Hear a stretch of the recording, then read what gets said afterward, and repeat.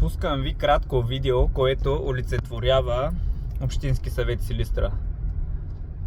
Поредното одобрение за фотоволтаичен парк на Добруджанска земя за фирма, свързана с Явор Георгиев. Става въпрос за един парк до Калипетрово.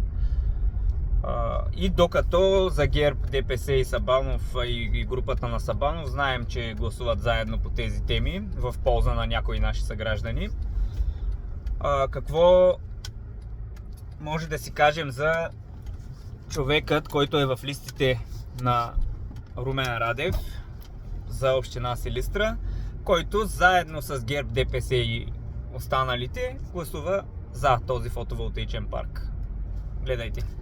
Уважаеми дами и господа общински съветници, искам само да поясня, за да няма после изненадани и неразбрали. Въпреки че от общинска администрация не ни дадоха конкретна информация какви са намеренията за този имот, по мои сведения и мои източници, които работят във фирмата, там най-вероятно ще бъде изграден 8 декара соларен парк.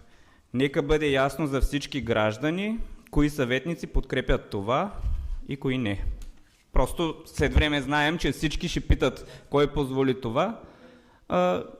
Сега ще видим кой. Благодаря, господин Димитров. Други изказвания? Няма. Подлагам на гласуване решението на докладна записка с входящ номер 2143.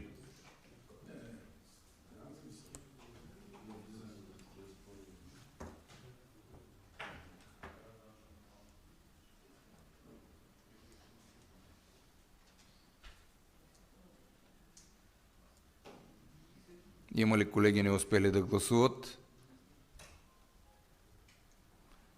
Господин Димитров, гласувахте ли? Не видях дали ви е отчетен гласа. Господин Озунов за. Благодаря. Други? Гласували за 17 общински съветници, против 3, въздържали се 5. Приема се решението на докладна запис. И само вмятам нещо много важно набързо. Тази докладна мина с точно 17 гласа, минимумът, който е нужен, което многократно увеличава персоналната отговорност на всеки един от тези общински съветници, които са гласували за.